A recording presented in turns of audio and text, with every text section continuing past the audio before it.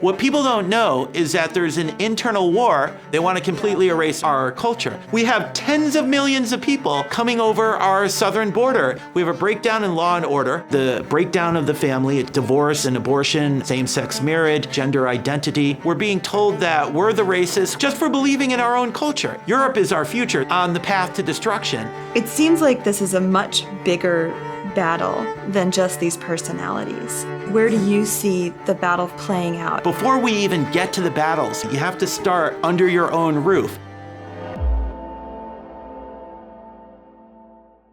Confused, volatile dystopia? Are we in World War III or Cold War II? Where are we as a nation? How did we get here? And what the heck are we doing? I'm going to pose all of these deep apocalyptic questions to my guest today, Peter Wolfgang. So get ready, buckle up. This is going to be a wild ride. Peter Wolfgang is the president of Family Institute of Connecticut Action, which is a Hartford, Connecticut-based advocacy organization. We'll hear more about his work there in a little bit. And its mission is to encourage and strengthen the family as the foundation of society, which is no mean feat in deep blue Connecticut.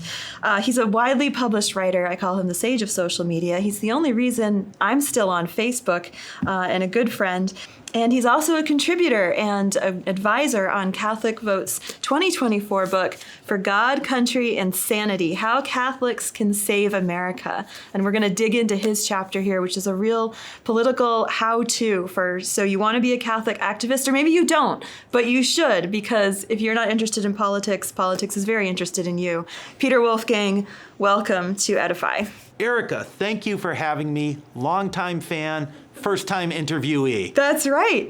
But not first-time guest to Catholic Vote. We've had you on many of our shows, and we're so happy to have you back. I'm excited to have a longer form opportunity to talk to you because you're very well read. You've been boots on the ground in American politics for so long, so we're going to get into it.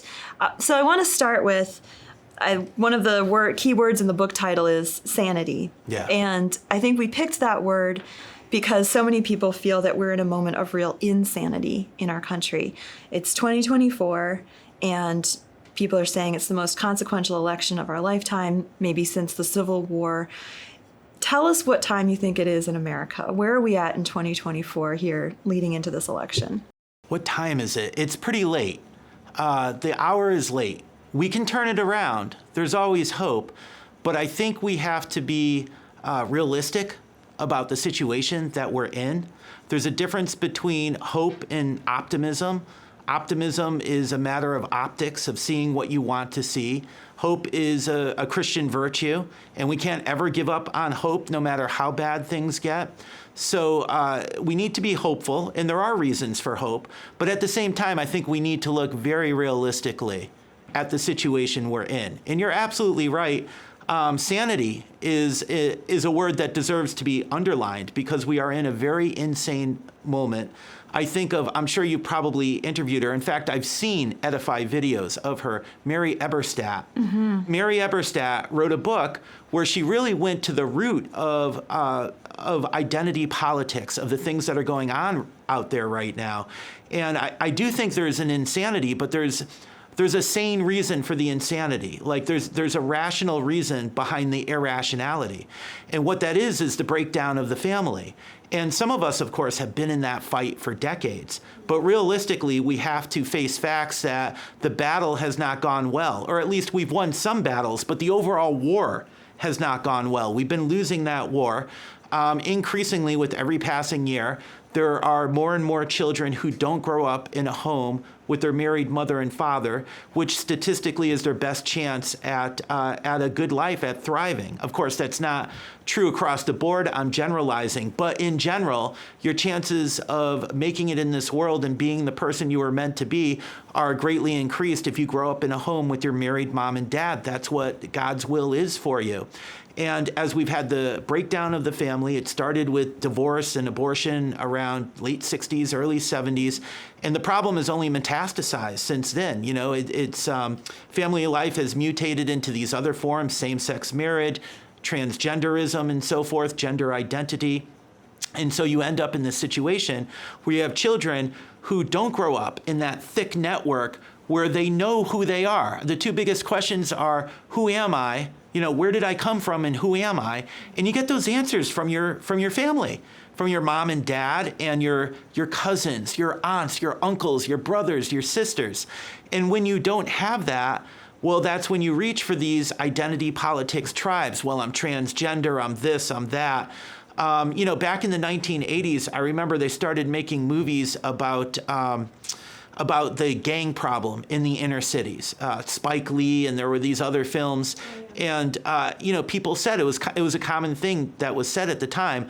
The reason kids go to those gangs is because they have families there. That's where they feel they have a family. They're not growing up in families. And what was true of inner city issues in the 1980s is now true of large chunks of the country. And so that breeds a sort of irrationality where we arrive at the point where, you can turn on the TV, you can turn on Fox News, and they're having a debate with someone on the left on whether or not math is racist. When you arrive at the point where people are debating whether or not math is racist, I mean, we are sinking into a sort of collective insanity, the United States. And I think Eberstadt is the absolute best person for outlining why we got there. There's a reason for it. And a path forward, how to get out of it. If we know how we got here, we know how we can get back or onward to something better. Yeah, so with your work at Family Institute, what I want to do with our conversation is start more locally and then in concentric circles kind of go out to more civilizational questions. So you've been on the front lines of battles for the family here in Connecticut. Again, like I said, very deep blue state. So you kind of like see the worst of the worst, but you've also seen triumphs and signs of hope. So what would you say are the main battles facing us right now in 2024 from your view, and where have you seen victories on your end? Well, you referenced the book that Catholic Vote put out that I wrote a chapter for. And the very first thing I said when I laid out different stages to being a Catholic activist is start with prayer. And so I would say if we're going to do concentric circles and we're going to start with locally here in the state of Connecticut, I would start in this very room. I mean, I can tell Catholic Vote things that no other interviewee on Edify or Catholic Vote can say, I've known you for over a decade, and you were helping to teach my kids when there was a homeschooling pilot program over a decade ago, and the presence of the Aherns in the state of Connecticut significantly kicked up the local Catholic homeschooling scene in Connecticut. You and Todd are godparents to my youngest child, and I want the Catholic Vote community to know that. I am so pleased that the national scene got to know the Erika Ahern that we have always known in the state of Connecticut. So if I'm going to start local, I'll start right here in this room, in this space. Now, I say that for a reason. When I talk about space, when I say in this space, before we even get to the battles here in Connecticut, you have to start with a safe space, like a space for you and your children in your own family. You have to start under your own roof. Your work in Catholic homeschooling locally and that of many other good people help to create that space. So, one thing I remember, and this comes back to you again, Erika Ahern, you wrote an article several years ago in Columbia Magazine about the parents of Saint Therese of Lisieux, who are a married couple who are canonized. And I'll never forget this line. I guess I'll forget the exact words, but I can paraphrase. You talked about how the Martin family was growing up in late 19th century France in what was actually a very anti-clerical culture. Right. And the Martins were able to raise their family in a way that protected them from all of that and inculcated that incredible devotional life that Saint Therese, a doctor of the church, even though she died in her 20s, was able to absorb and be a gift to the entire church, the entire world. That's where you start. And what's interesting is you never get that from Therese's writings. So all of her writings, you get the sense that she grew up in this very happy, almost rose-filled bubble. Obviously, she had the interior suffering, but you don't hear about what her parents were dealing with to give her that foundation. And I'd forgotten about that. I'm glad you remembered. But yeah, that's so true that Louis and Zélie they fought so hard to protect their children. And as a result, we got this doctor of the church. I love that. So that's what you got to do. Before Ronald Reagan, who was our first divorced president, and I love Reagan, but Reagan said, after his marriage ended, his first marriage, he said, maybe instead of saving the world, I should have been trying to save my own family. He said something to that effect. Really? Yeah, I don't know if that will be in the Reagan movie coming out, but there's a lot of wisdom in Ronald Reagan in so many ways.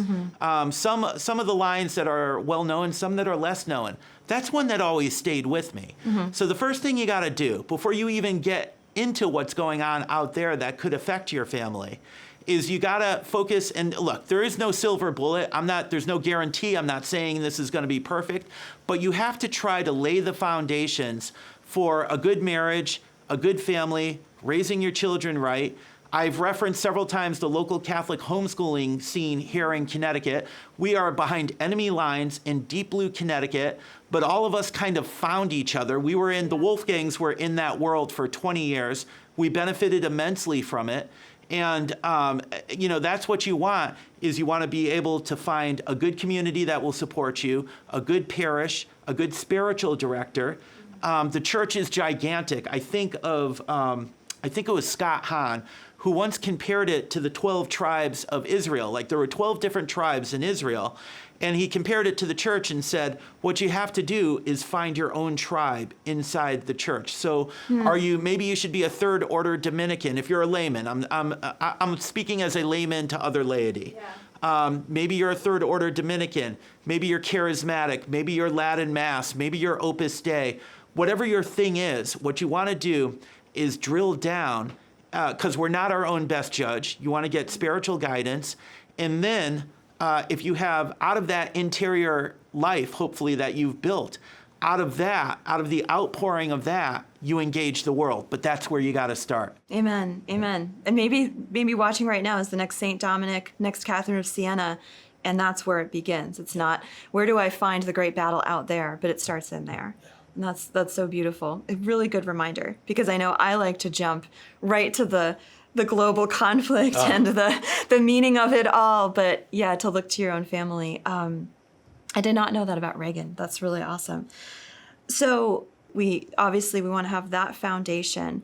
Where to move out a little bit. Okay. Where do you see the battle for the family playing out? And which issues are you facing as a blue state advocate for the family? The state of Connecticut in the year 2024, and the organization that I run, Family Institute, we are state-based, what is called a Family Policy Council. This gets confusing because the acronym of my organization is FIC, and the Family Policy Council is an FPC. There's state-based family policy councils. FPCs are in about 40 of the 50 states. We are loosely affiliated with Focus on the Family, which is an evangelical Protestant ministry out of Colorado Springs, founded by Dr. James Dobson. The local FPCs, like mine, are ecumenical. They're not specifically Protestant or Catholic. Our membership is about 50-50. I'm Catholic myself, but I'm essentially the de facto voice for the evangelical church up at the state capitol, as well as the Catholic Church has its own lobbying arm, the Connecticut Catholic Conference, but we work very closely with them as well. And this is true in most of the 50 states. You have an FPC that's ecumenical, working very closely with the official lobbying arm of the Catholic bishops in just about every state capital. So, what are the issues that we're now facing in Connecticut? I've been the head of this organization for about 17 years. We've been through the ringer. We fought the marriage battle 20 years ago, and then the religious liberty battle. We fought for crisis pregnancy centers. I would say right now, the two biggest battles are the transgender, we should call it gender ideology, because transgender is actually just one part of it, but there's the gender ideology and there's assisted suicide. Yeah. And I don't think we talk enough in pro-life and pro-family circles about the assisted suicide fight, but we really need to pay more attention to what's happening just over our border in Canada, in the 10 states in the USA where it's been legalized. It just recently passed both chambers of the Delaware legislature. they've not sent it to the governor yet for him to sign or veto. So right now, this issue hangs in the balance in Delaware. We could actually end up with an 11th state that legalizes assisted suicide. But bringing it back to Connecticut and to the USA, I feel like these are the two battles that are most on our plate right now: gender ideology and assisted suicide. And you would think, well, these are two very different things. But I was really struck by Rusty Reno in First Things magazine. Also a contributor to the book. Yeah. Oh, Rusty is brilliant. He is brilliant. I'm honored to be between the covers of any book that to be in the same Rusty book in. as Rusty. Yeah. I'm like, oh wow. So you and I both get to have that honor. Oh. But First Things magazine, going back to its founding with Father Newhouse, is some of the oxygen to the fire burning in some of us who fight these things. And Rusty Reno, who's a very worthy successor to the late Father Newhouse, he made this really interesting connection. He said that assisted suicide and gender ideology actually have a great deal in common because they're both body freedom movements. They're both attempts to transcend the limitations of our own body. And when you think about it, isn't that the temptation that in some ways goes all the way back to the Garden of Eden, right? We're trying to be, what did the serpent tell Eve? You'll be like God. Ye shall be as gods. And if you can change your sex, or you think you can end your life whenever you feel like it, aren't we just back at that original temptation in the Garden of Eden? Wow. Right. That's so true. I was thinking not quite that far back. I was thinking of the Gnostic heresy, right? That was sort of the original heresy surrounding the Christian church, that early first century, that this idea that the material world is something, it's evil, it's to be overcome, it's illusory, and your true self, where we hear this in the gender ideology movement, right? That your true self you have to discover and set free. And it gives you the right to do whatever you want to your body. I mean, you can chop up your body, you can end your life. Yep. I hadn't thought about that connection. That's really good. That's exactly where we're at, I think. Yeah. Gnosticism is another great echo or a prefiguring of where we've arrived now. Yeah, and in fighting these battles in Connecticut, you have made some really interesting alliances, right? Yes. Can you talk a little bit about who you found as allies as you fought these battles? As I said earlier, we're the group that led the fight for the traditional definition of marriage. Mm-hmm. And anyone who was in that fight, well, you know how it went. The other side played dirty. They won by playing dirty. They won for now. These things are never truly over. Even with however much it looks like the same-sex marriage issue is in the rearview mirror, ask yourself, what is the lifespan of a public lie? The Soviet Union lasted for 70 years. It didn't last forever. And Obergefell, just like Roe v. Wade, all these things are going to collapse someday. Maybe in our lifetime, maybe not, but they will. Nevertheless, if you were in the fight for marriage 20 years ago, you are basically the Vietnam vets of the culture war. Okay? That's very good. I think that's who we are. Down. And that's and guys who went who used to be in the fight with us, and there are several, I won't name them. People who used to be in the fight with us and then went to the other side, they are the Jane Fondas of the culture war. So that's how I feel as someone who, if you're my age, if you were in your 30s in the 2000s and you were Catholic, that's what you did. You put it all on the line to try to save the definition of marriage. And we're the Vietnam vets of the culture war. I believe that. When you say they played dirty, what do you mean? Good. Thank you for reminding me. Yeah, you're welcome. I'm off on a tangent.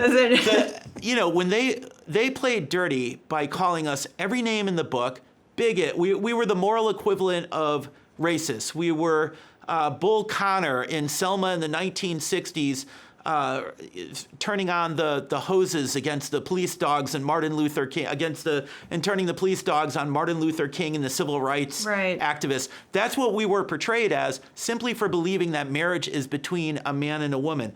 We saw things on the marriage issue that I have never seen in the United States of America, that I never thought would be possible. I want to recommend to everyone watching this right now to go to Catholic Vote's book and read in particular the chapter by Matthew Schmitz about how gay marriage changed America. Boy, did it change America. The way they played dirty in basically making it so poisonous to stand up for the understanding of marriage as between a man and a woman was beyond anything I've ever seen. Like you could lose your job, you could lose your place in the community. Right. It was like being called a communist at the height of McCarthyism. Those of us who believed in the traditional value of marriage. Why am I telling you all this? To set the stage for to explain how unusual these alliances were that we built. So we fought Family Institute of Connecticut locally. We fought for the traditional definition of marriage in the state of Connecticut, which brands us as the equivalent of the Ku Klux Klan or the Nazis or something. You're on the SPLC list, probably. Yeah, right. Yeah. Mhm. Actually, we're not. I don't know why we haven't made that list You went yet. under the radar. But maybe we're too small, or that's an interesting thing. Wait 5 minutes. Focus on the family is. Yeah. But eventually, so on the marriage issue, we did incredible things here in Connecticut. We had a petition drive where we got 100,000 signatures for the traditional definition of marriage. Things they said social conservatives didn't exist in Connecticut. If there were conservatives at all, maybe there were small government, low tax people, but these other issues, these are the icky issues. We don't have people who care about those things in Connecticut. Family Institute, at the start of this century, we got 100,000 signatures for traditional marriage. We held rallies at the Capitol of like 6,000 people. It had never been done on an issue like this. The income tax rally of 91 was the only rally that was ever bigger up till that time than the one we held. And because of it, because of our work, they never did change the definition of marriage through the legislature. We stopped it for a decade. It only came about through the courts in Connecticut, a few years before they did the same thing federally. So what happened after that was we went back to the state legislature and we secured some of the strongest religious liberty protections against same-sex marriage in the entire country. Again, this is blue state Connecticut, behind enemy lines. We did incredible things. And that was with alliances that you would expect. Catholics and evangelicals together, that sort of thing. Yep. The Black church was incredibly helpful, Hispanic Pentecostals. But then after the religious liberty issue, as you get deeper into the 2010s, the assisted suicide issue arrived in the state of Connecticut. And that's when the alliances started to get, to borrow a word, weird. In a good way. We started making weird alliances that you would have never expected. On assisted suicide is unlike any other issue that I have ever worked on, Erika. The alliances that we've built, first of all, inside the Republican Party, on the right, you have folks who their highest good is libertarianism. And I know if you're a regular listener of Catholic Vote, you know what I'm talking about. Those of us in the Catholic Vote universe, we've got a bone to pick with the libertarian half of the American right.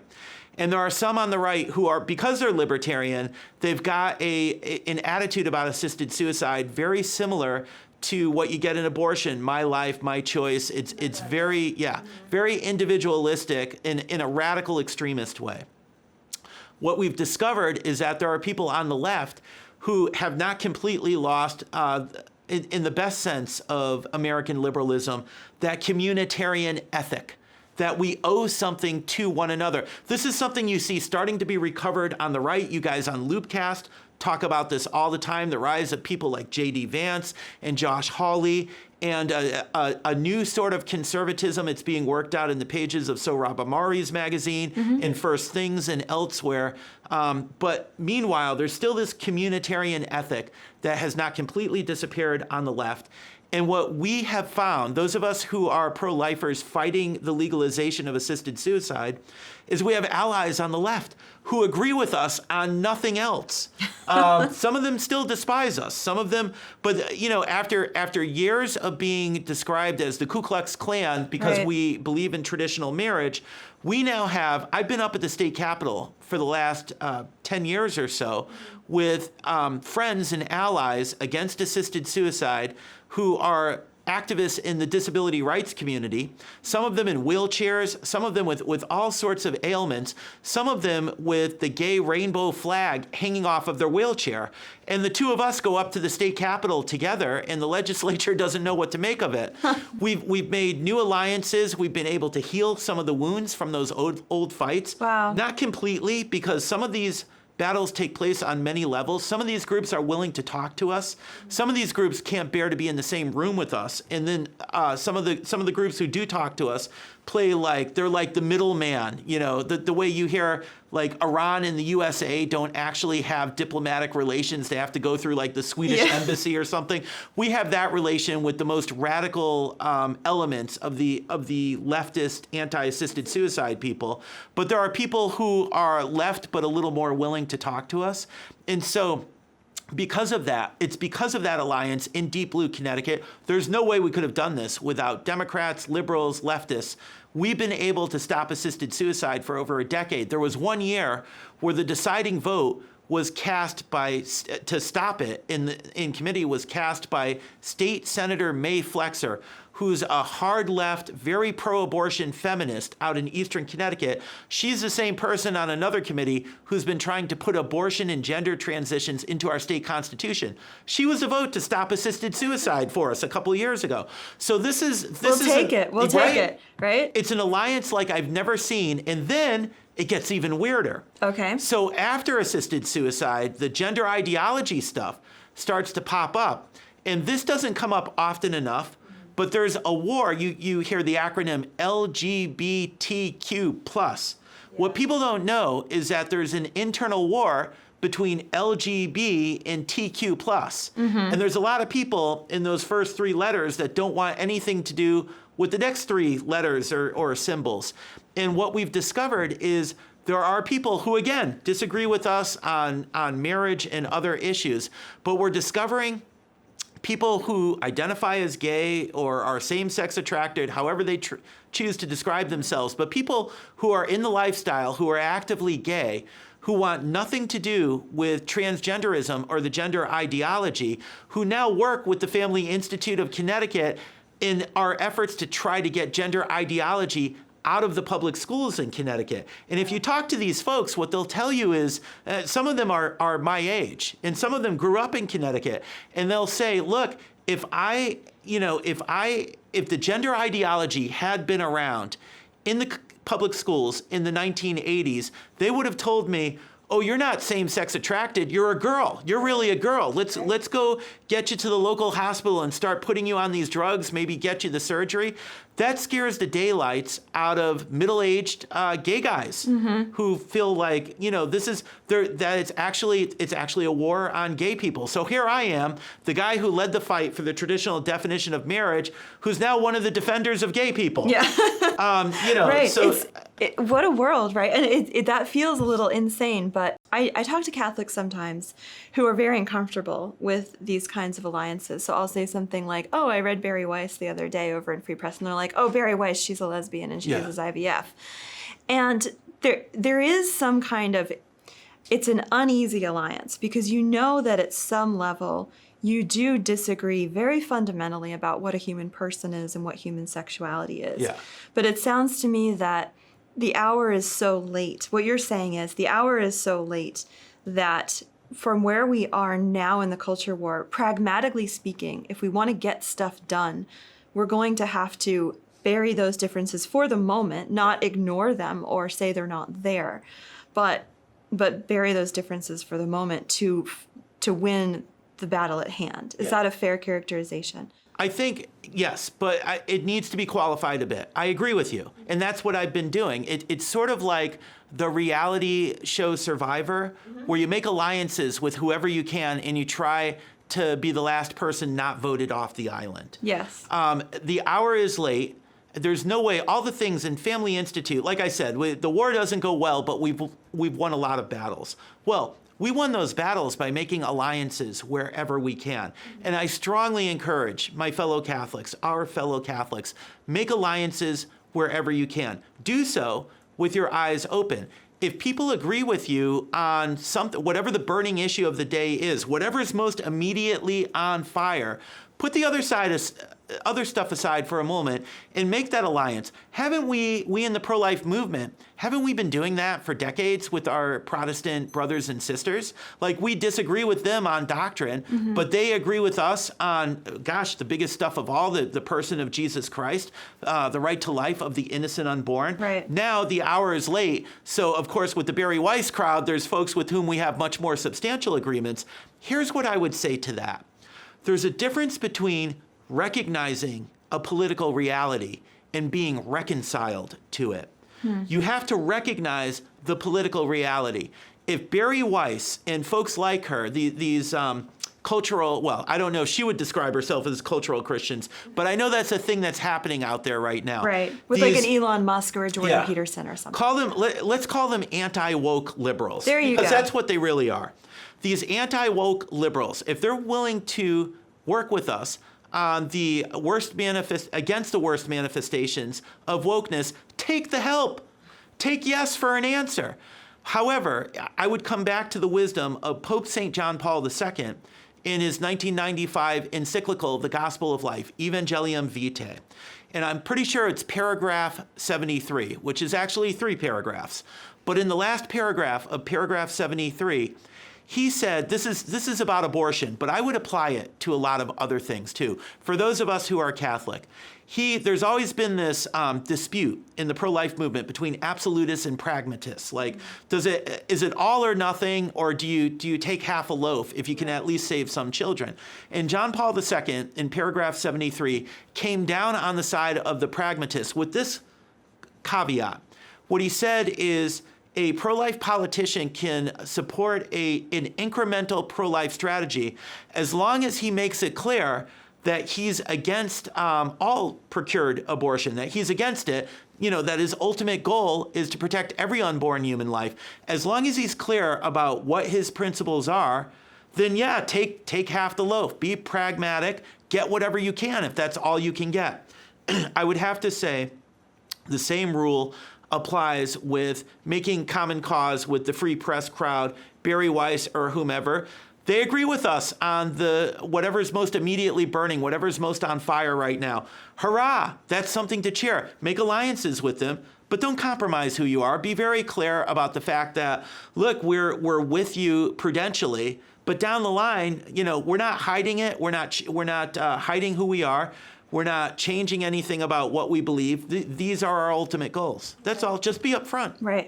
All right. So you brought up J.D. Vance, and I want to move a little bit into the national level of politics at this point.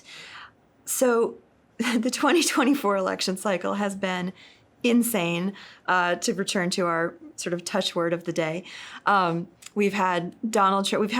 I think at the beginning of the year, we take predictions on Loopcast, and we're like, we try and say like what we think is going to happen. And we were trying to predict the presidential election. So like, will Biden be the nominee? I have to say, I'm just going to say it. Josh Mercer said yes. I said no. I'm just going to take that for the team here. But one of the things that we all said on that New Year's special was there's going to be some kind of black swan event that throws us all for a loop. I think there's been maybe 4 or 5 black swan events at the time of this recording, and we haven't even had the Democratic National Convention yet. We've had an attempted assassination of the former president. We've had the conviction on 34 counts of felonies of the former president. We've had the blue coup where they got Biden out. They took him out back and old yellow yellered him or something. And Kamala's up on top, and she's got her running mate now, probably the most radical leftist governor she could have chosen, who masquerades as a deer hunting white guy from the middle America. Anyway, all of this to say, we've had a lot of black swan going on. What do you see as sort of the major occurrence in this election? It seems bigger than the personalities involved, right? And I think a lot of people come to the voting booth and they're thinking, I just can't vote for this guy. I just can't vote for Trump, or I just can't vote for her. But it seems like this is a much bigger battle than just these personalities. What would be sort of your characterization of the presidential election of 2024? Well, let me preface this by saying this is a snapshot in time. It's hard for me to give a big overall view for the reasons you just mentioned. I've never seen an election, a campaign as fluid as this one. Yeah. For all the reasons you just mentioned. And there are some big things still waiting on us on the horizon. Like, is Iran going to attack Israel? What's Israel going to do in response? Right. There are all sorts of black swan events, much bigger, still coming. I don't know if the attempt on Trump is the last such event of its kind that we're going to see before November 5th or January 20th. Yeah. So we're living in, all through 2020, Erika, as bad as it got, I used to say, you know what? It's still not 1968. If you know history, Yeah. it's still not 1968. Well, 2024 is 1968. Yeah. And it may get worse than 1968, even to the point where we can expect riots in Chicago, just like we had in 68. We've not had the assassinations of Bobby Kennedy and Martin Luther King, but we had the near assassination of Donald Trump, and we still have a long fall ahead of us. Right. So, having said that, my snapshot right now, where we stand right now, and you talked about this being bigger than any one person. I think that's true. I think that's what we've seen, especially in the 2.5 weeks just since Biden dropped out and Kamala became the nominee. The way the machine snapped into place was mind-blowing. Even for someone who watches the media all the time, it was stunning to me. Yeah. So, what it calls to mind for me is the Time magazine article that came out after the last election. The one where they said they weren't stealing or fixing the election, they were fortifying the election. And so you had this, you remember this article. Yeah. So you had, clearly there was this, talk about collusion. There was this collusion all along between big tech. And we also had the thing with Hunter's laptop, right? Yeah. So there was this collusion all along between big tech and the media and former members of the national security apparatus and the street muscle. I mean, we're now living in something like Mussolini's Italy in the 1930s, where the Democratic Party has its own brown shirt factions. They can turn out BLM and Antifa out there. And all these entities are actually, Time magazine bragged about it, admitted it. They're all coordinating, they're all working together. And you saw this as soon as Biden was out. That was a very deliberate push. If you were watching CNN after the debate, I mean, Van Jones' tears basically brought down Joe Biden. I mean, that plan clicked into place right away. It was amazing. Yeah. So that was your blue coup, and they took out Biden.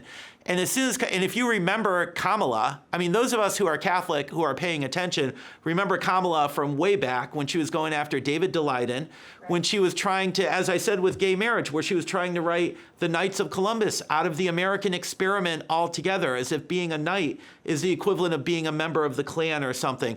So she was always a nut. And then she runs for she runs for president, right, and exposed herself as a real political lightweight, but she checked all the identity boxes. So Joe Biden picked her anyway to be the vice president. Biden hides in the basement for a year, somehow emerges as the winner. And then we have Kamala as vice president, and she was a joke all through her vice presidency. But then all of a sudden, they take Biden out. Kamala was really the only path forward for them. There was really no one else. So what they did is the machine snapped into place. All of a sudden, we're told that all the weird, to borrow a word, all the weird things that she had been doing for years were actually just endearing. And the Gen Zers on TikTok just love her to death. And she's so joyful. Yeah. And so how do they do this? The same way they hid Biden in the basement for a year. She hasn't given any real interviews. Right. She's been kept away from the public. It's all tightly controlled. And so the question now before us is, can they do that for 90 days? Well, they did it with Joe Biden for a year. So I think they could do it for 90 days. Yeah. As of this morning, there was a Harris poll, I think, that actually had Kamala up a half point over Trump. So Trump's lead has disappeared. Now, if you listen to the experts, like Catholic Vote's own Josh Mercer, he will point out that, well, Trump was always behind. He always underpolls, and then he still beat Hillary in 2016, he still outpolled. He still did better than his polls said he would in 2020. So you have to hope that, the neck and neck doesn't mean quite what we think it means. But the fact that he had some lead that disappeared is very disconcerting. Yeah. I think the machine, it's not really Kamala that we're up against. It's the machine. Can Kamala win? Yes, she can win. The machine can put her over, the top. I've been concerned all along that the GOP was a little too complacent, a little too sure of themselves. And I think we're seeing that. I don't understand, and Trump's a genius, except when he's not. So maybe he sees something I don't, but I don't understand why he chose not to go to the ABC debate. I hope that they'll work that out somehow. But, I mean, what you got to do is you got to hit her with how radical she is, right. Her and her running mate. I think JD is starting to do that. But I think they've been thrown off, and they've got to get back on track. It's entirely possible for us to lose this election. Yeah. And I think for a lot of people, the fear is that we're at a point in the country where neither side will accept the outcome of the election. And I think that, there's a lot of election deniers, right? That Hillary Clinton being foremost among them, right? That she's, the election was stolen from me. And then, of course, in 2020, it was rigged. And I think it was more, influenced or, than a little finger on the scale than rigged, quote unquote. We're not in a Venezuela. They practically admitted it in Time magazine. Yes, exactly. They're bragging about it. We're not Venezuela, but it seems to be going in that direction. Do you see that as a real concern going into November? And what do you think that would look like in this day and age? Yeah, there's a difference between a stolen election and an election that's fixed or rigged. And I think you put your finger on that difference. I'm not an election denier, but I think you could call me an election agnostic about what really went down in 2020. I'm not sure that we'll ever have all those questions satisfactorily answered. And to your point, yes, I think that's the situation that we're headed for in 2024. And then the question becomes what comes after that. But let's put the blame where it belongs, which is with Al Gore. I mean, this actually, nobody ever did this until 2000, right? I did not expect that. Yes, tell me more. So, I mean, Jack Kennedy, the Kennedys probably stole 1960. Okay, if you know what went on in Chicago look, our first Catholic president, we all love him, God bless him.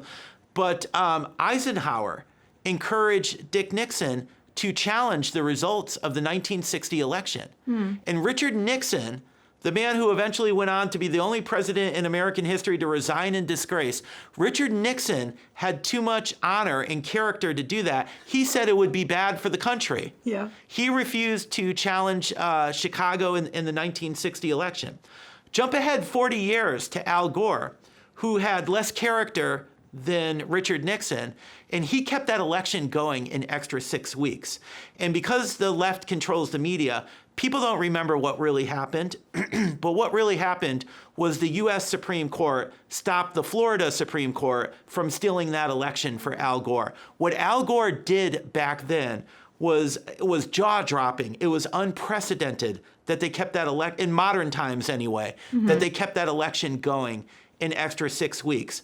But it sort of set the standard. And when you think about it, I mean, Gore was an outlier, but this is something that's been going on. Like almost every election, unless they lose overwhelmingly, like Reagan over Mondale in 84 or Nixon over McGovern in 72, unless the Democrats lose overwhelmingly, they think every election was stolen from them. They thought 1980 was stolen from them because supposedly Reagan's team, George Will, the columnist, supposedly stole Jimmy Carter's debate book. And Reagan had a secret agreement with Iran to hang on to the hostages until after the election. That was 80. 88 was supposedly stolen because George H.W. Bush fought dirty by bringing up Willie Horton and Boston Harbor and the American flag and so forth. And then by 2000, you're on to the hanging chads. And even in 2004, they thought that George W. Bush had stolen Ohio. And then by the time you reach 2016, it's Hillary ginning up the Russia collusion thing. And so, I mean, the Democrats have been doing this forever. Yep. It's only when the Republicans, has there ever been a more questionable election than 2020? I mean, even if Biden, and look, I said I'm an agnostic. Biden may well have won that election fair and square, but can you blame anyone for doubting that? That was a very, very unusual election. Right. And for the Democrats to question all these other elections, but then when you question this one, suddenly you're like, you're a threat to democracy. Yeah. I mean, it's like nothing it's something straight out of Orwell. The people who have been threatening democracy forever tell you that you're the threat to democracy. So that's the sort of environment in which we now arrive at 2024. And I think unless the winner wins overwhelmingly, the winner would have to win overwhelmingly to prevent what's coming. And I don't think that's going to happen. I think it's a 50-50 country. Yeah. I think and frankly, both Trump and Kamala and the choices of both their running mates have chosen to make this a base election. Yeah. So it's going to be a 51% thing. Right. So which is how Obama won in 2012 when he made the Catholic Church a useful foil and said, oh, there's a war against women and birth control and all that. Or 2004 when Bush beat John Kerry. Those were like 52% victories. We're headed for something like that. And so whoever does lose is going to be very, very unhappy about it. And if Trump should emerge the winner, I hope he will immediately change his mind about Project 2025 and reach out to those guys, because he's going to need all the help he can get. Because if you thought there was a deep state resistance during his first term, it's going to be nothing compared to what's coming. They're totally going to claim that he stole it for reasons way beyond Russia collusion. Right. They'll come up with stuff we can't even dream of yet. Okay, I have so many touch points rabbit holes I want to go down here.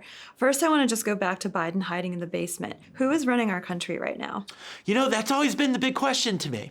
I assume Barack Obama, frankly, that if I had to take a guess. But, I'm so glad that you asked that question, because that's something that's bothered me among our own crowd for the last 4 years. Folks who are, and you know them, if you've got like boomer parents or whatever that spend all day watching the YouTube videos about how the 2020 election was stolen. Dude, it's over. Biden's been in the White House for 4 years now. And frankly, as I was talking about Nixon and Kennedy, it wouldn't be the first time an American election has been stolen. These things happen sometimes. What's completely unprecedented, except for Woodrow Wilson's wife, what's completely unprecedented is that the man who was supposedly elected to lead the country is not leading the country. Someone else is leading the country. The only other example I can think of this is toward the end of Woodrow Wilson's time as president. His wife is really the de facto first female president of the United States. She was really running the show towards the end of the Woodrow presidency. Woodrow had a stroke with Wilson, but it was very similar in some ways to Joe Biden's situation, where he was out of it. But if they had to bring some congressman in because he was trying to pass a bill or something, he could suddenly rally himself and get through the conversation. And then once they got him out of the room, he was toast again. And so, I mean, maybe Jill Biden, maybe Barack Obama, but that's a question that really ought to interest the American public, including our own people. That ought to be more interesting than what really happened in the 2020 election, which is in the rearview mirror. Mm-hmm. Right now, we're living through this unprecedented scandal right now of the fact that Joe Biden's not really running the country. When we've got Russia, Ukraine, we've got China, Taiwan, we've got Israel and Hamas and Iran, we've got the Houthi thing, we've got millions coming over our border. And the man who was elected in 2020 isn't really running the country. I'm amazed that people are not more freaked out about that. But you know what? Yeah. It's not the media we had 45 years ago when Jimmy Carter was president, right? I mean, when you had a hostage crisis, we knew the names of the hostages. We had yellow ribbons on the trees to remember them. It was on the front page of the news every day. Right. Do we know the names of the 5 Americans that Hamas took hostage? Do we know the names of the Americans that Russia is still holding even after this exchange? Mm-hmm. The media does not tell you this stuff anymore. We are living in some sort of I don't know. It's some sort of dystopian version of America, except it's not a novel. It's real. Yeah. Speaking of the novels, let's just do something a little lighthearted. Which is your favorite dystopian novel and why? Which one are we in right now? Which one's on today? Does that count as lighthearted? I don't know. Oh, okay. It's dystopia. I mean, I think there's a mix of probably the 3, actually, 2 of them are familiar. One of them may not be familiar to the general public. but probably the 3 best dystopian novels of the 20th century. Brave New World by Aldous Huxley, am I saying his name correctly? And of course, 1984 by George Orwell. That's the one they'll let you read in high school. They'll encourage you to read that one.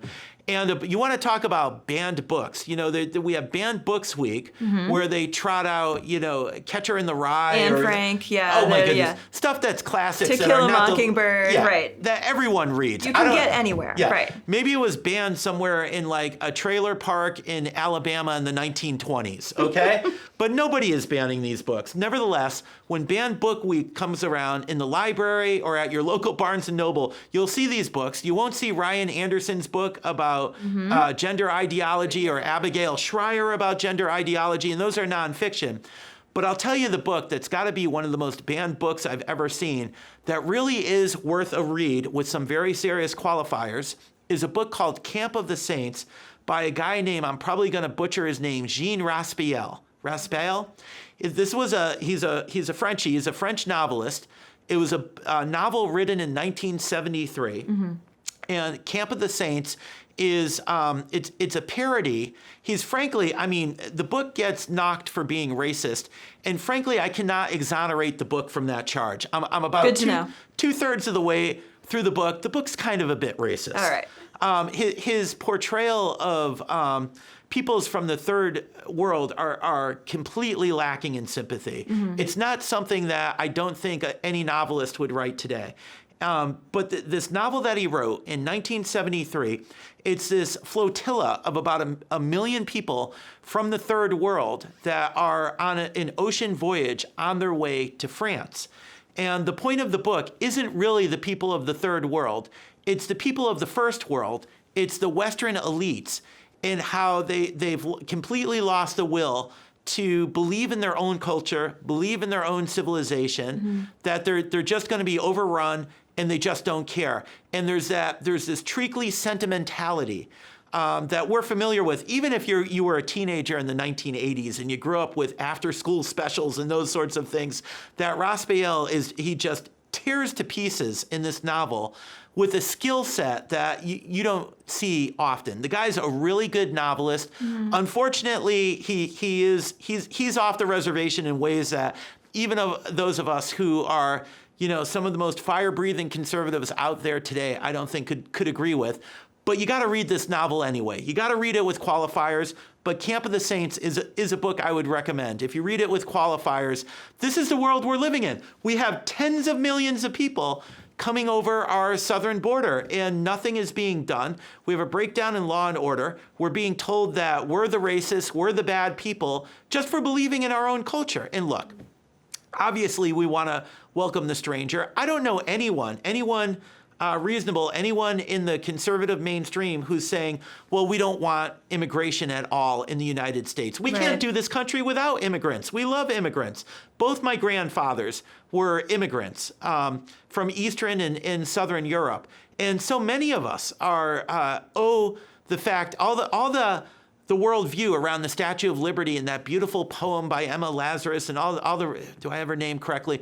All the, Puddled give me your masses tired, yearning to be free. Yeah, that's wonderful. I don't want any of that to stop. I just want it all to be done legally. And I think the average American is that way. Right. That's where you've got even like the barstool Republicans who may not agree with Christian conservatives like you and me on human life and the other issues we're fighting on. They at least understand that, like, let's hang on to our country. You need a border. Yeah. So I think a lot of people, Elon Musk, I think a lot of people who, you know, we're probably not going to see them at Mass on Sunday. They probably were not at the Eucharistic revival in Indianapolis, but they nevertheless have a general sense that our civilization is being threatened. And I think Raspail speaks to that in some ways that go beyond even Orwell. I mean, Orwell and the other one, Huxley, we know what that's about. Like, we lived through the Cold War, and we thought, you know, for a while they said Huxley's Brave New World was the more prescient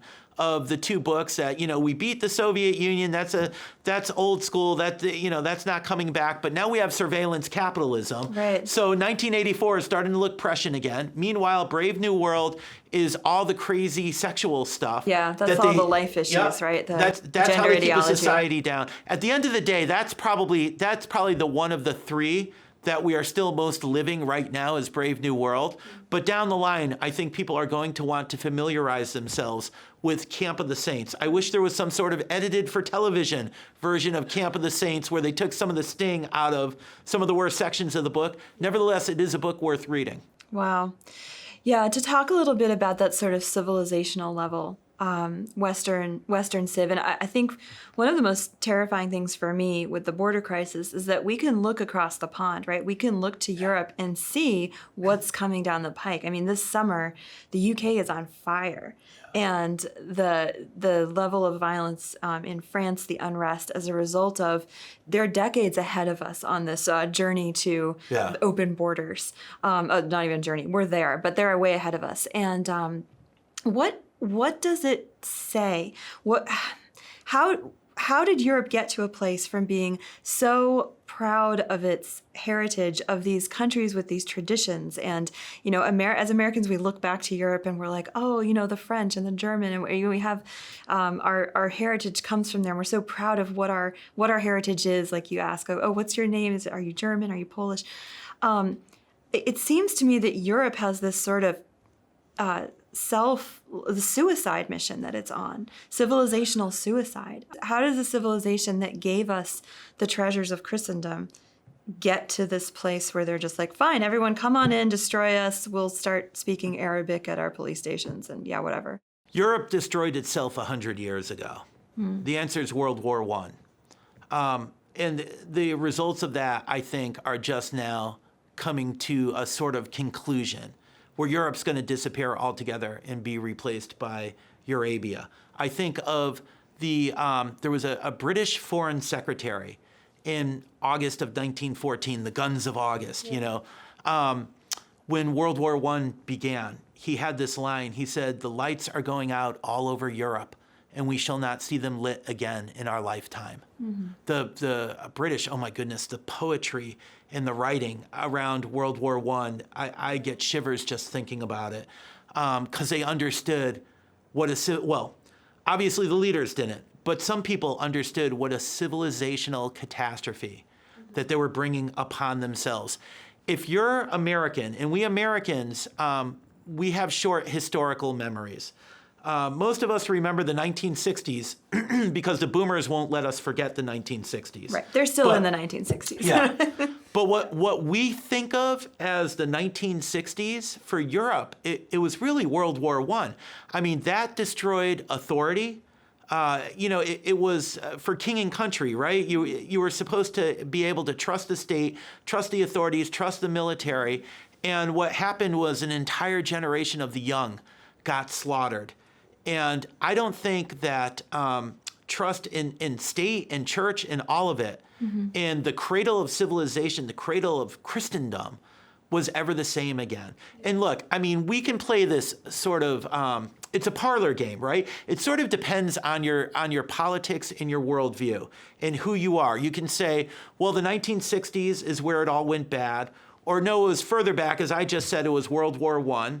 Or no, you could go, no, it was the French Revolution. You could go further back and the say... Enlightenment. Yeah, the Protestant Reformation. There you go. But really, it was the Garden of Eden. All right. And these are the ways in which that unfortunate afternoon has continued to manifest ever since in the garden. Although, we also want to keep in mind, right, the line from the Easter Vigil, "Oh, happy fault," whatever the Latin phrase is for that. We've got Jesus Christ. I mean, Jesus Christ really created Europe. And he could, in his followers, the church. The church created Europe. The church could do it again. However, there's three possible futures for Europe. So, I mean, in answer to your question, I think World War I basically destroyed Europe. I think World War II further destroyed Europe. I think the United States of America was the only thing keeping Europe together after World War II.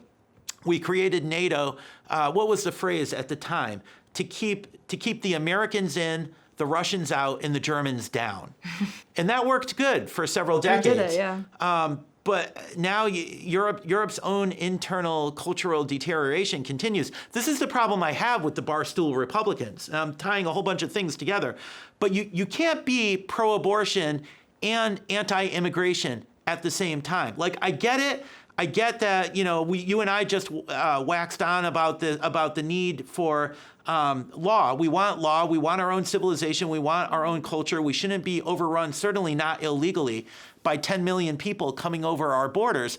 But at the same time, we need people to run the country, particularly in a welfare state. We need babies. We need babies. And if the native-born populations, and no, I don't mean this as code for white people, white Americans, black Americans, Hispanic Americans, Asian Americans, Americans of whatever color, if the native-born population is not having enough babies to sustain and replace ourselves, well, that has to come from somewhere. As with America, and this is why the Barstool Republican thing doesn't quite work, the combination, but as with America, even more in Europe. Europe is our future. They're much further along on the path to destruction. It doesn't have to end this way. There are three possible futures for Europe, as I see it.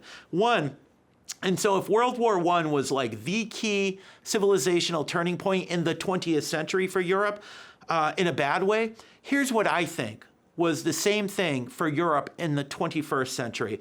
It already happened by about 2003. The key moment to me is when they turned down Pope St. John Paul II's request to have some reference to God or Christianity in the preamble to the European Union's constitution. Right, I remember that. And Ratzinger, Pope Benedict, has written about this on and on and on in many books and speeches. This is a Europe without roots. This is a Europe that's forgetting itself. This is a Europe that thinks that you can somehow jump from classical antiquity to the Enlightenment, and there's nothing in between. Well, a Europe like that is a Europe that's going to die.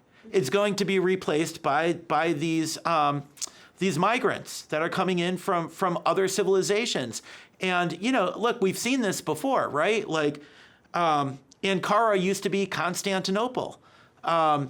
St. Petersburg was Leningrad for a while before it went back to being St. Petersburg.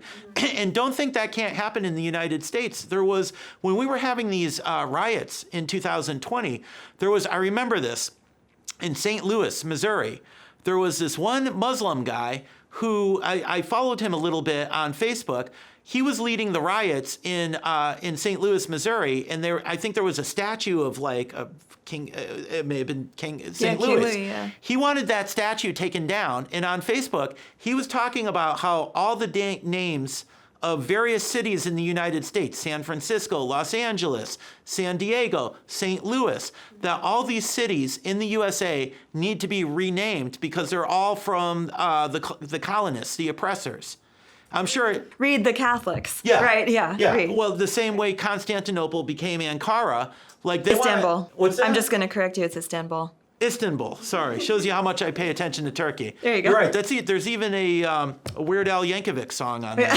You think I'd remember that?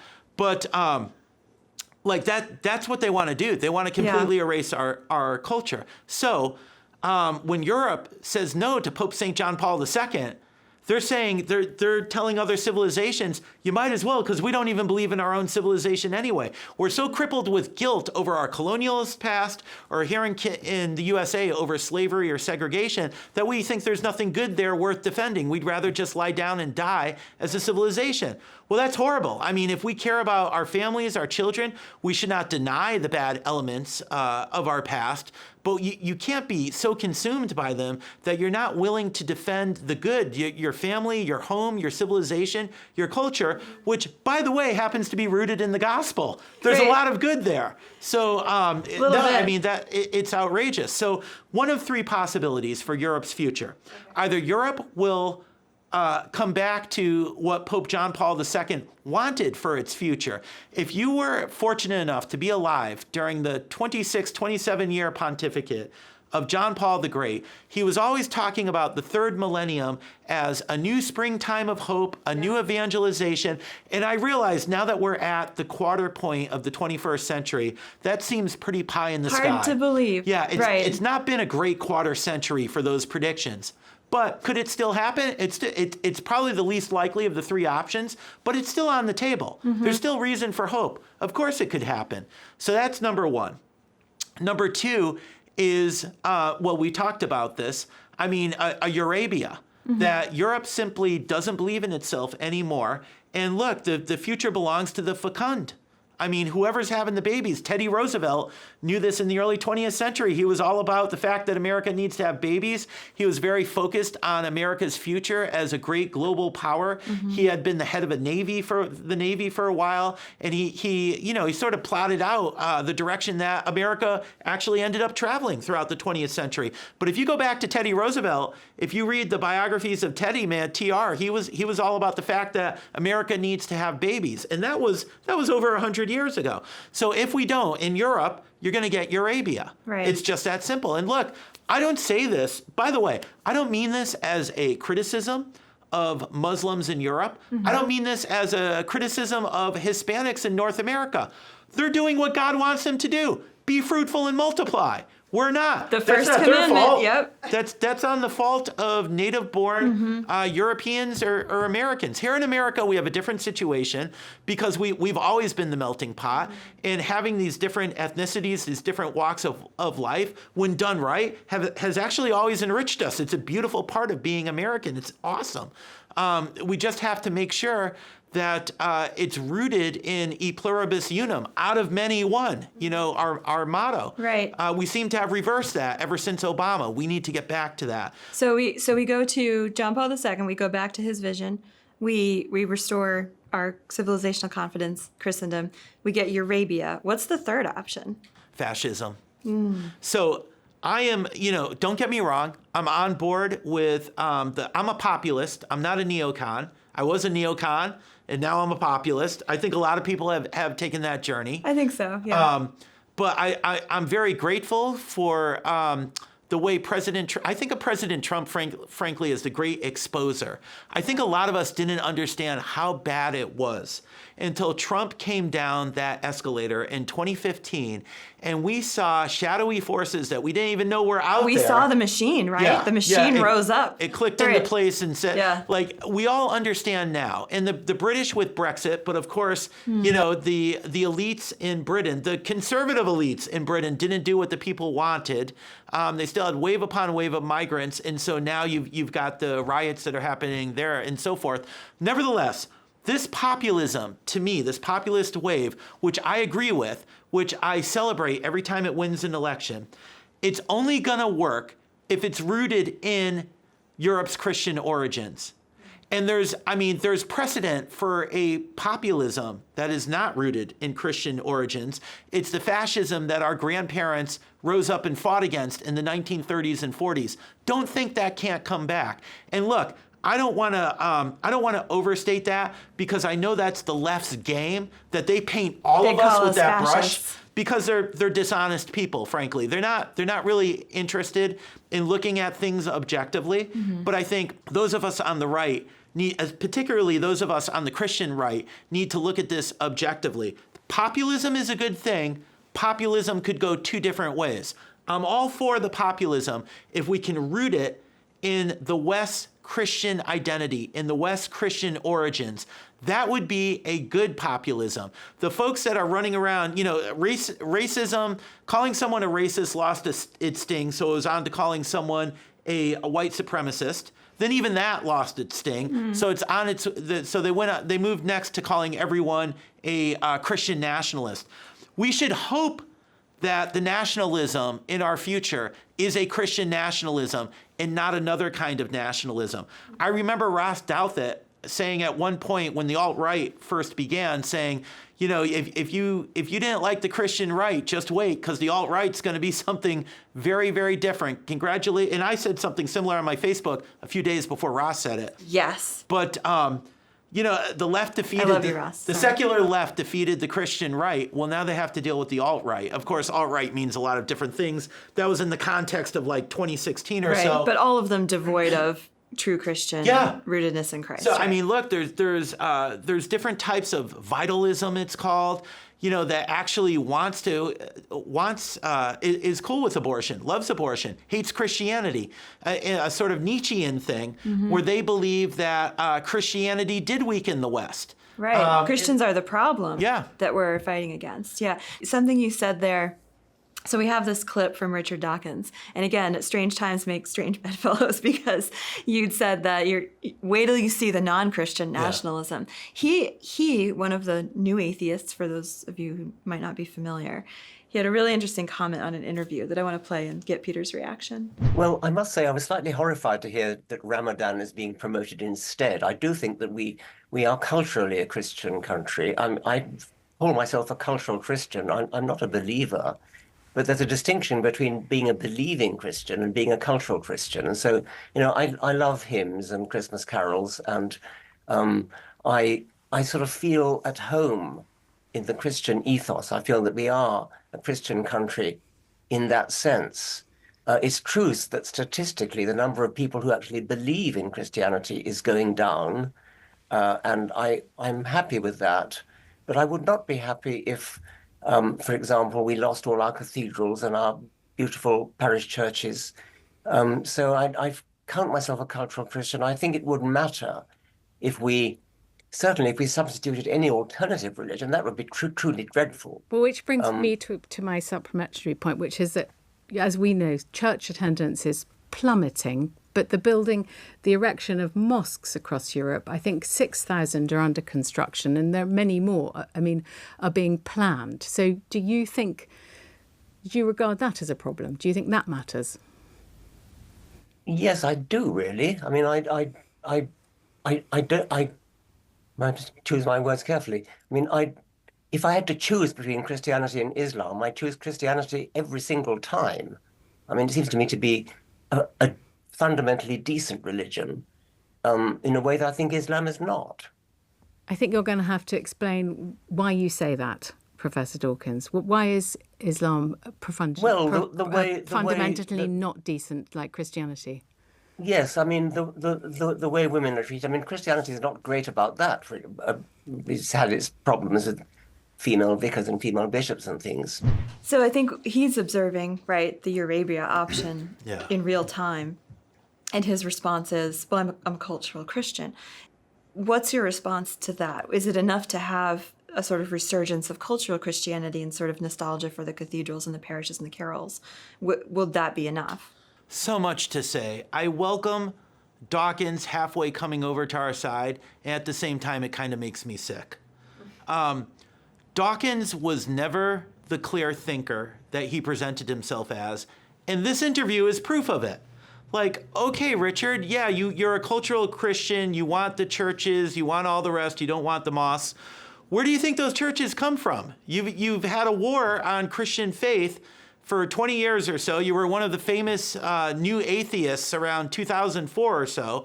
And now, lo and behold, your Europe is becoming Muslim. What did you think was going to happen? I mean, something's going to come in to fill that void. Nature abhors a vacuum. So, I mean, in that sense, I don't think the man's a very clear thinker. I think very late in the day, who knows, because his time's not over yet. I wouldn't be surprised if he has some conversion on his deathbed and actually becomes a Christian himself. Because he's starting to realize, I'm sure there's some sort of intellectual pride there that keeps him from going whole hog. But I think in some ways he's admitting the error of the path that he's been on and that he put so many other people on. Like, this is where it ends. You're not going to, your great-granddaughters are not going to frolic in some sort of religion-free paradise 100 years from now. They're going to be wearing burqas, because you got rid of Christianity in that part of the world. Well, there's another religion that's very well suited on the global scene to take its place, that has no lack of confidence about what its role is in the world. And I'm amazed that Dawkins, that didn't occur to him. So that's one thing I have to say. I got maybe three things. That's the first thing to say about Dawkins. The second thing is this.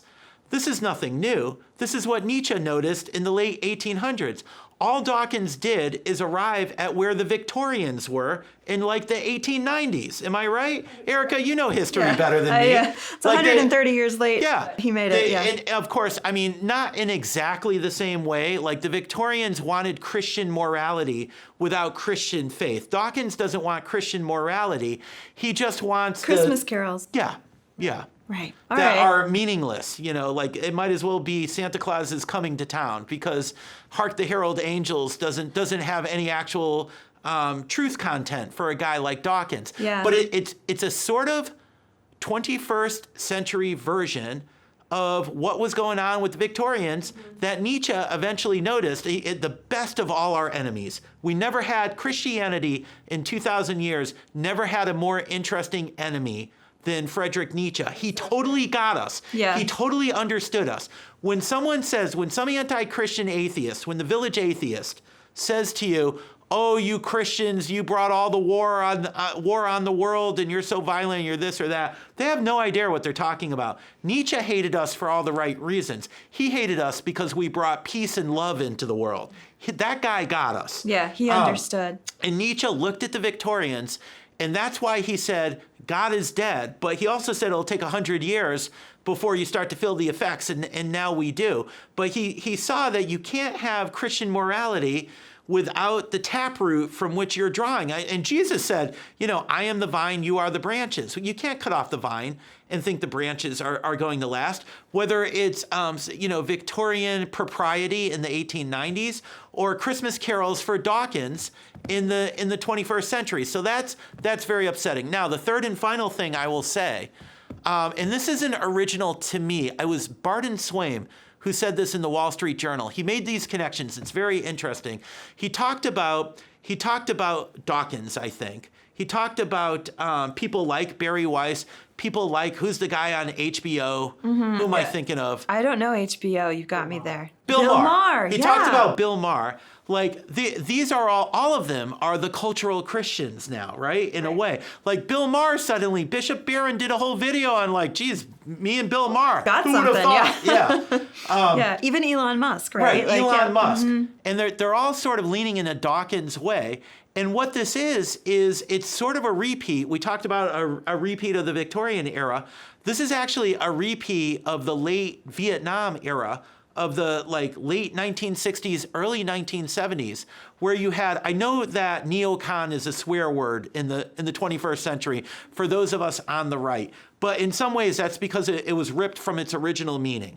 The original neoconservatives of the late 1960s and early 1970s, they were Jewish intellectuals around New York, people like Norman Podhoretz and Irving Kristol and Midge Decter. And these were people who had been left-wing intellectuals. They were anti-communist, but they were left-wing. And late into the Vietnam era, into the anti-Vietnam protests, when people were chanting Ho Chi Minh's name, and you had Jane Fonda hanging out with the Viet Cong, and it took a very anti-American turn already in the early 70s. That became too much for what became the neoconservative intellectuals. They eventually left the Democratic Party. They eventually joined the Republican Party and provided a lot of the intellectual firepower for the Reagan administration. These guys are the 21st century version of what was going on with the neocons in the early 70s. You can add J.K. Rowling to the mix, although she's in the UK. But these are folks, I think it would still be best to describe them as, at best, anti-woke liberals. Right. They're not with us, but they just cannot stand the wokeness. If we could... I'm not sure how we need to think about this, because the earlier generation, the first generation of neoconservatives, they went whole hog. They became Republicans. They helped Reagan. Somehow we have to find a way to make the whole hog, like Christian conservatism, more attractive to these guys, because Elon Musk, man, he should be donating to the Catholic Church. He should be donating to Catholic Vote. In the Family Institute of Connecticut Action. I mean, Elon you heard it Musk, right here, Elon. Right? Right. But these guys should be on our side, and something's holding them back. I think if you came of age or you were in early adulthood during the early 21st century, where the gay marriage issue so effectively demonized the Christian right. And now you arrive in the 2020s where, the gay marriage has now moved on to we're going to transition your kids whether or not you like it. People like Elon Musk and J.K. Rowling. That's the bridge too far for them. They figured it out. Oh, these guys are bad. But I think it probably runs so deep what they lived through in the 2000s that they're still not quite ready to jump in. Right. And I want to say, put your toe in. The water's fine. Right. It's pretty great. Yeah. And it's a wonderful life. Yeah. I mean, and we didn't even get into what happened to the Catholic Church, that we weren't there to make that robust case to them. But I think that as we're coming to the end of our time here, we're going to have to bookmark that whole conversation about where the Catholic Church is here. But Peter, this has been a wonderful conversation. I think I finally understand how some of these interviews can go like 3-4 hours. I'm like, I could keep going for another, but thank you for sharing your time. You're a really happy warrior. You're one of the happiest guys I know. I know this conversation we've gone a lot of dark places here, but I just want to ask one more thing. What would be your advice to people who kind of see the bleak picture and they're like, how does this guy stay so jolly about it all? What's your secret? I think I can guess, but I'm going to let you say it. Well, to borrow a line from the Babylon Bee, go to church, you heathens. Yeah. I really think... I go to Mass. I mean, it's daily Mass, the Rosary, mental prayer, spiritual reading, noon Angelus, morning offering, Regina Caeli or some other prayer, the Angelus. Yeah. But that's what you have to do. You have to stay rooted in Jesus and his Blessed Mother and the sacraments and the church. And everything else, at the end of the day, you and I cannot save America or the world. Only Jesus Christ can save the world. He's actually already done it, but he can do it. He can get us through all of this too. Yeah. And we have to rest in that. Be of good cheer. He's overcome the world. Mm-hmm. He has overcome the world. And that doesn't mean that we're not going to have hard times and we're not going to have depressing and disappointing times and sad times. All I can say is keep your chin up because, man, after the crucifixion, we got the resurrection and the rest is history. Amen. Great way to end it. Thank you so much, Peter. Thank you.